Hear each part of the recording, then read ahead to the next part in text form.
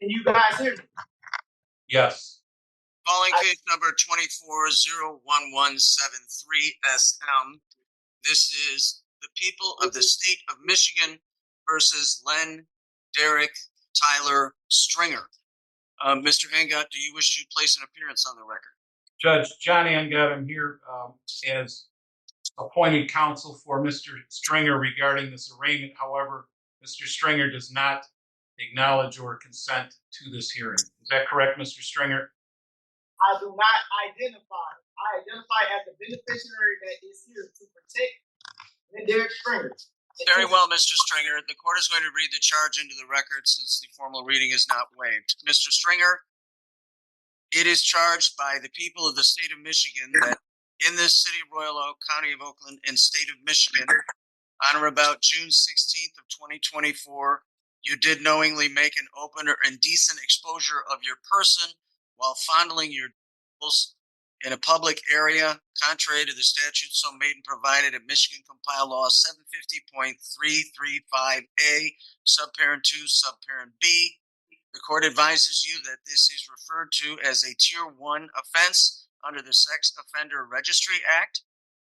If the victim is a minor, it is a Tier 2 offense. If you have a prior conviction for a Tier 1 offense, it is a Tier 3 offense. If you have a prior conviction for a Tier 2 offense. This is a high misdemeanor, punishable by up to 2 years in the state prison and up to $2,000. Also, a mandatory collection of DNA identifying profiling samples.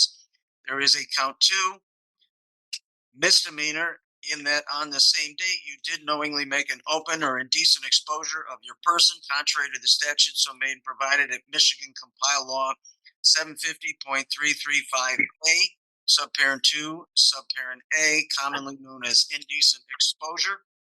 At this time, the court enters not guilty pleas on both of these matters so that Mr. Stringer's presumption of innocence under the constitutions of Michigan and the United States are preserved.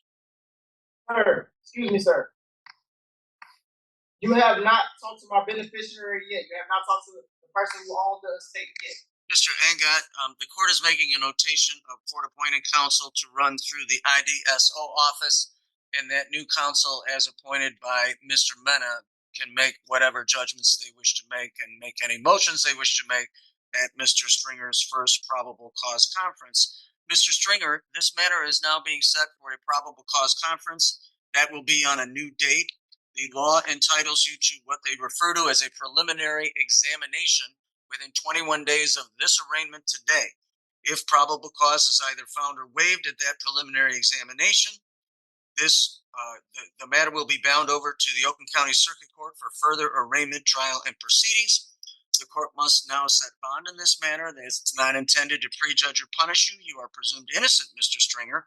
However, the court must set bond in order to ensure your reappearance to court and afford any necessary protection for the public. In that regard, the court would first hear from Detective Keith Baringa of the Royal Oak Police Department. Then the court would hear from your attorney, Mr. Stringer. Detective Baringa, please proceed.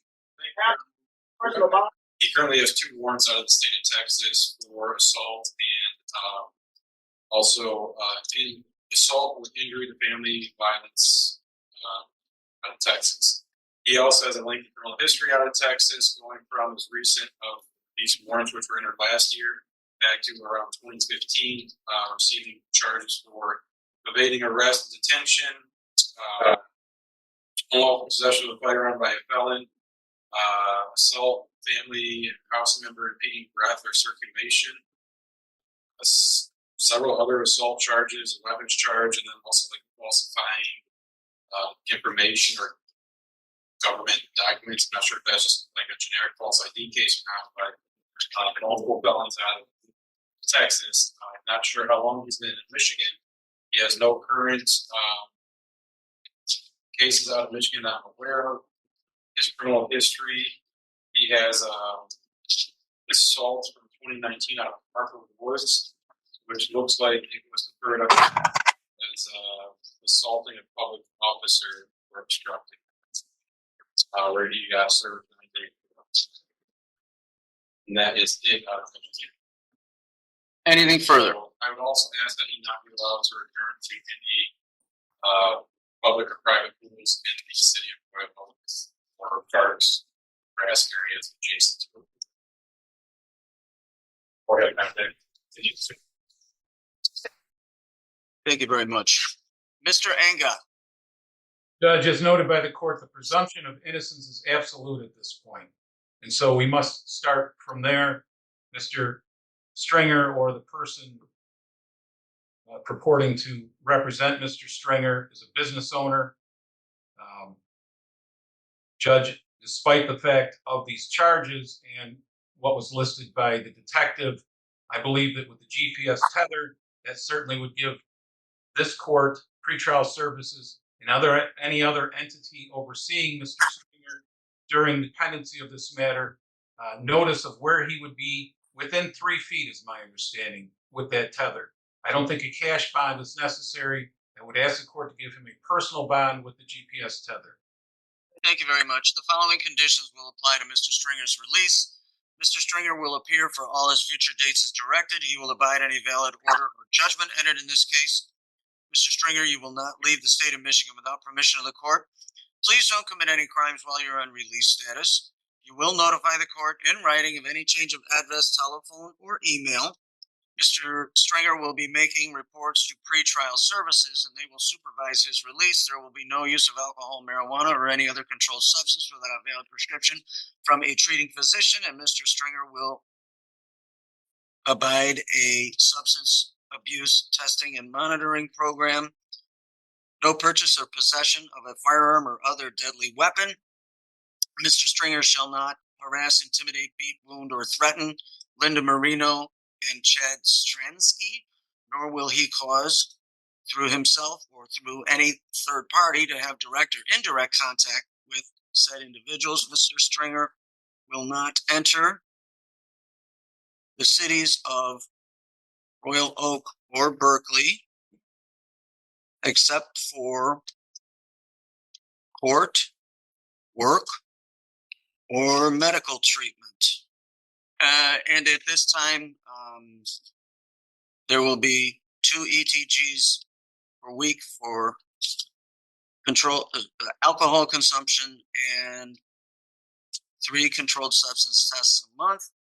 Given everything that's before the court at this time, the court will set bond in the amount of $50,000, cash or surety, no 10% allowed at this time. If Mr. Stringer wishes to bring various motions before the examining judge, and that could include a motion to modify his bond, that is his right and his privilege, but at this time, that is the bond as set by this court. Mr. Stringer, that concludes your arraignments.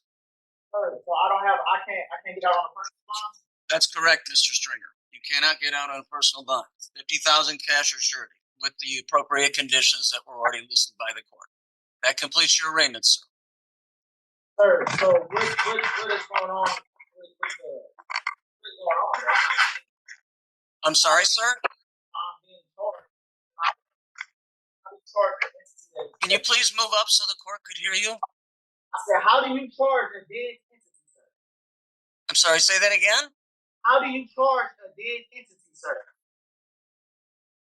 And it just happened right before your eyes. The court has jurisdiction over you, sir. Venue and jurisdiction have been established by sworn testimony. That completes your arraignment. Well guys, we've reached the end of this video, and this is definitely a very serious case. Before I really dive into my thoughts, I will say Judge Urich handled things extremely well. But looking at Mr. Stringer's situation overall, it's not looking great. These charges are no joke. Some of the counts don't carry long jail time on their own, but the court is clearly treating the matter with real seriousness. The fact that they're taking multiple DNA samples tells you everything. You don't do that unless there's major concern about future behavior. They're also talking about placing him on the sex offender registry. So again, this isn't something minor. Even though the current charges don't involve a physical assault, we heard that he does have a violent history in Texas, and that adds another layer to all of this. It's going to be very interesting to see how the case develops. His next appearance is coming up, and I'll be posting that tomorrow. So if you're watching this later, you'll be able to find it in the channel library.